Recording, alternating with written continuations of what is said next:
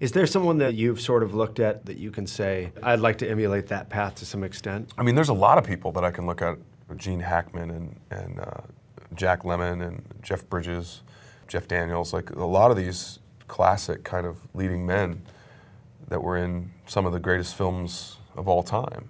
And even in the sort of current space, whether it's George Clooney or Matt Damon or these guys who've had really great careers from being very, very slapsticky and funny to being incredibly serious and kind of award-winning and that kind of thing.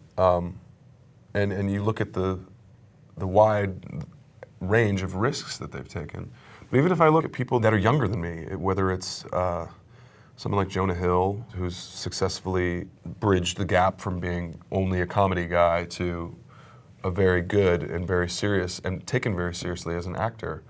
Or I look at my co-star Lizzie Moss and the choices that she's made throughout her career now that she's getting the chance to make choices. Right. It's interesting to have any kind of leverage as an actor because it's just so rare, at least in my case, it just so rarely happens, and you don't want to squander it, and yet you don't want to also just wait too long to where you're suffering from paralysis by analysis, trying to pick the perfect next thing. A lot of it is just keeping momentum and keeping working. Well, everyone you've named has had some real, missteps, whether they're in their control or not. It's just, there's no way to have an interesting career without having some failures and successes, right? Totally. I mean, it's the whole point. I mean, there's so many variables in making a movie or putting on a play or even taking a photograph or publishing a photograph or making an album or any of these things.